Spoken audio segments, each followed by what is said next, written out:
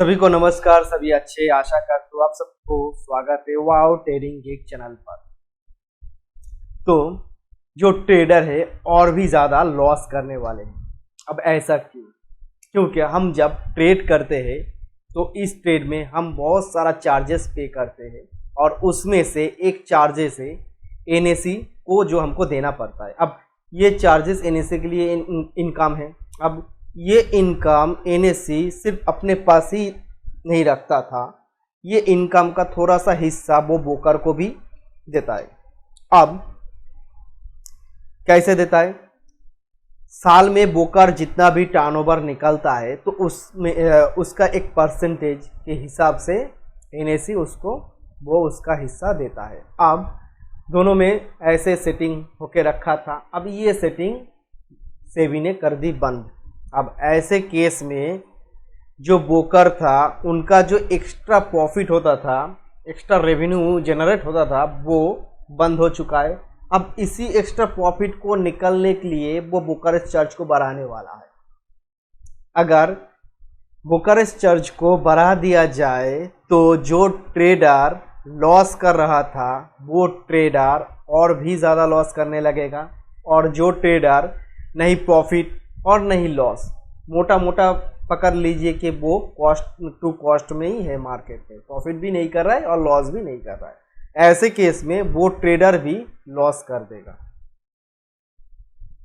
और जो ट्रेडर थोड़ा बहुत प्रॉफिट निकल भी लेता है वो ट्रेडर भी, उसका जो प्रॉफिट का रेशियो है ये भी बहुत कम हो जाएगा। अब ऐसे केस में कैसे बचे?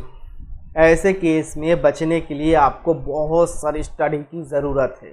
आपको ये जानना पड़ेगा कि हमारे लिए सही वैल्यू क्या है, कहाँ पे हमको ट्रेड को इनिशिएट करना चाहिए, कहाँ पे नहीं करना चाहिए।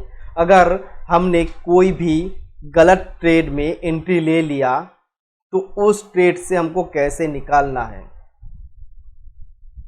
कब हमको सही ट्रेड मिलेगा या नहीं मिलेगा, हमको वो भी पता नहीं। तो ये सब हम कैसे निकालें?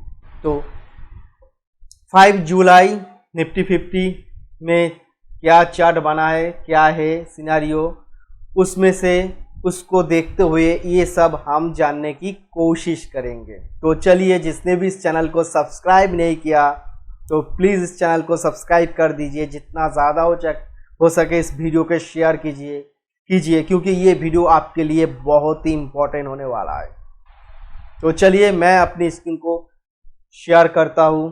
तो चलिए, मैंने निफ्टी 50 की 5 जुलाई ऑप्शन चेन को ओपन कर चुका हूँ, ठीक है। और इस ऑप्शन चेन में हमको पहले टिक में सुबह 9:15 पे जो दिख रहा है वो ये है कि हमारा जो सपोर्ट है वो 24,200 पर है, जो कि वॉल्यूम का है और जो कि स्ट्रॉन्ग है। और हमारा यहाँ पे जो रेजिस्टेंस है वो क्या है, 24,500 से 24,300 की डाइवर्जन पर शिफ्ट हुआ है। ऐसे केस में हमारा जो रेजिस्टेंस है वो प्रेशर क्रिएट कर रहा है कहाँ पर, नीचे की ओर, और हमारा जो सपोर्ट है वो स्ट्रॉन्ग है। तो इसका मतलब है कि हमारा जो सपोर्ट है वो एक डाइवर्जन नीचे गिरेगा, ठीक है। तो मार्केट कहाँ तक नीचे गिरेगा, हमारा जो सपोर्ट है उससे एक डाइवर्जन एक्स्ट्रा गिरेगा, ठीक है, एक्स्ट्रा नीचे गिरेगा, क्योंकि रेजिस्टेंस जो है वो नीचे की ओर प्रेशर क्रिएट कर रहा है। अब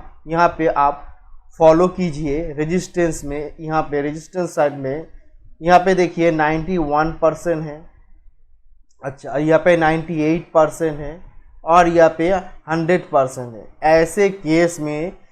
ऐसे केस में रेजिस्टेंस साइड में कंपटीशन चल रहा है तीनों स्ट्राइक्स के बीच, कि इसमें 91, इसमें 98 एंड इसमें 100%। तो यहाँ पे रेजिस्टेंस अभी कंफ्यूज्ड में है कि एक्चुअली रेजिस्टेंस कहाँ पर है। तो ऐसे केस में रेजिस्टेंस साइड से आप ट्रेड ना ही करें तो बेहतर है। अगर आप सपोर्ट साइड को देखेंगे कि हमारा सपोर्ट कहीं भी WTT या WTB होने की कोई कोशिश नहीं कर रहा है, परसेंटेज जो है वो बहुत ही कम है, 24, 50, 11, 38, 10, 13, तो बहुत ही कम है। लेकिन अगर आप रेजिस्टेंस साइड में फॉलो करेंगे तो देख सकते हैं 24,200 की स्ट्राइक प्राइस पर भी 91% है और यहाँ पे 100% है, और 24,500 की डाइवर्जेंस पे 98% है। तो ऐसे केस में जो हमारा रेजिस्टेंस साइड है बहुत ही कंफ्यूज्ड है कि एक्चुअली रेजिस्टेंस कहाँ पे है।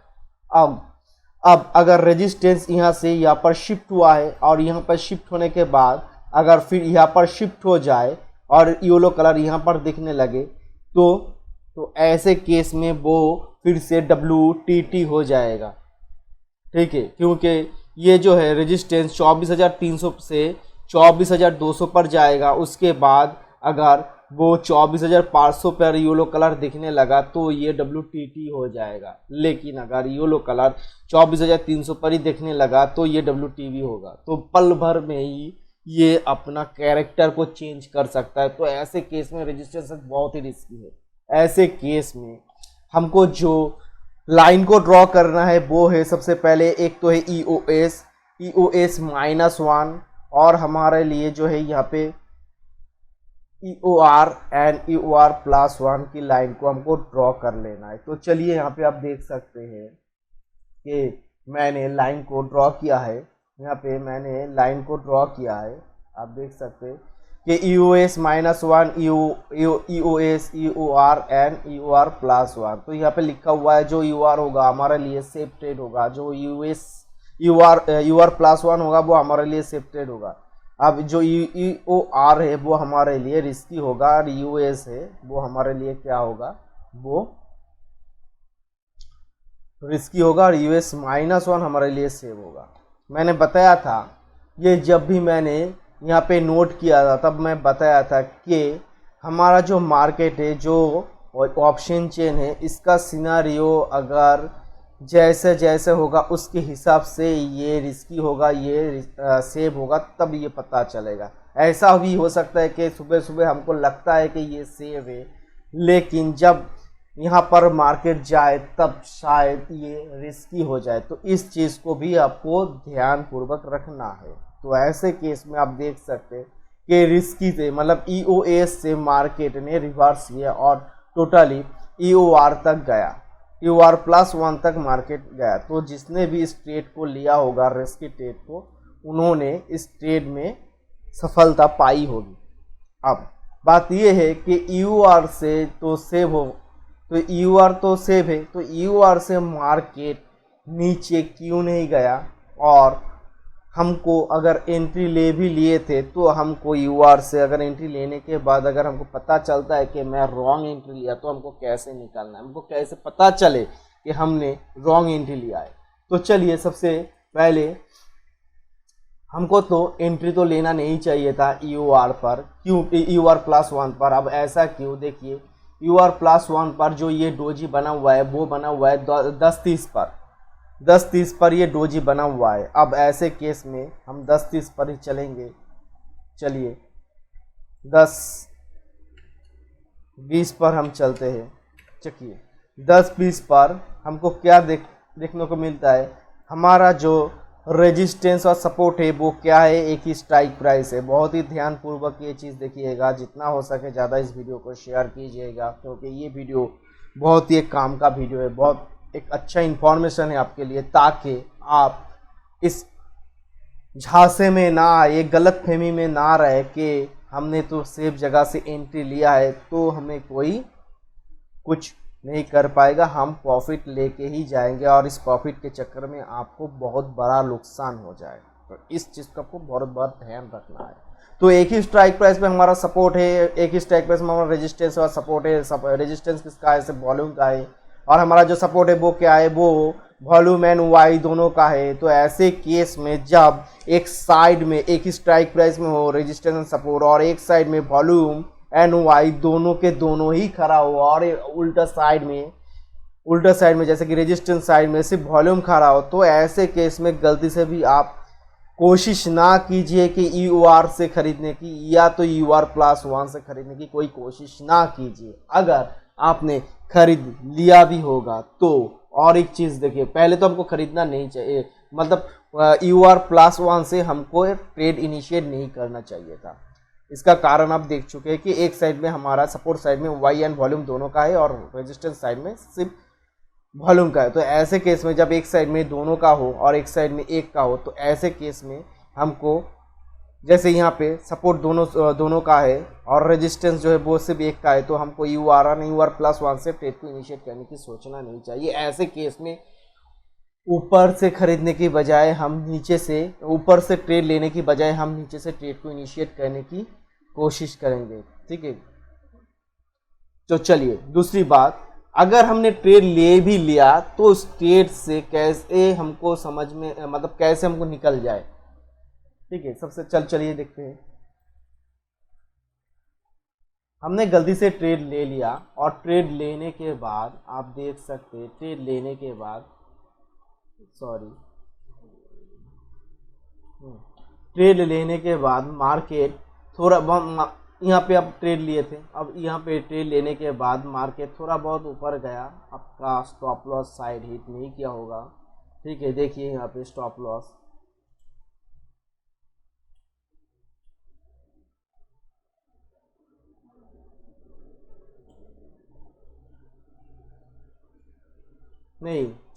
हिट नहीं किया है।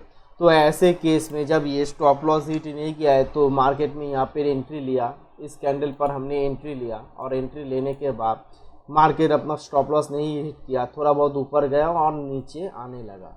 अब नीचे आने के बाद आप देख सकते हैं कि छोटा छोटा 3 कैंडल बनाया हुआ है, रेड कैंडल। ठीक है, अब छोटा छोटा कैंडल बनाया हुआ है। अब एक तो सपोर्ट साइड में वाई एंड वॉल्यूम दोनों का है, और रेजिस्टेंस जो है वो वॉल्यूम का है। हमको तो ट्रेड लेना भी नहीं चाहिए था। अगर ट्रेड ले भी लिया तो जब मार्केट यहाँ तक आया तो आपको निकल जाना चाहिए था, क्योंकि ये रिस्की होने वाला है। ठीक है, अब जिसने इस चीज़ को नहीं देखा, सिर्फ कैंडल को फॉलो किया, उसके हिसाब से भी अगर देखेंगे जी, ये जो 2 कैंडल बनाए हुआ है रेड कैंडल, इस 2 कैंडल को एक ही ग्रीन कैंडल ने कवर कर दिया। मतलब सेलर जितना ज़्यादा हावी है, बायर उससे भी ज़्यादा हावी है, क्योंकि 2 कैंडल रेड कैंडल बनाया हुआ था और उस 2 रेड कैंडल को एक ही ग्रीन कैंडल ने कवर कर दिया। तो मतलब यहाँ पे सेलर से ज़्यादा बायर का क्या है, पावर ज़्यादा है। तो ऐसे केस में हमको कॉस्ट टू कॉस्ट पर भी मार्केट निकलने की मौका देता है। आपको समझना चाहिए, मार्केट बहुत टाइम, यहाँ पे आप देख सकते हैं मार्केट बहुत टाइम आपको मौका दिया है निकलने का।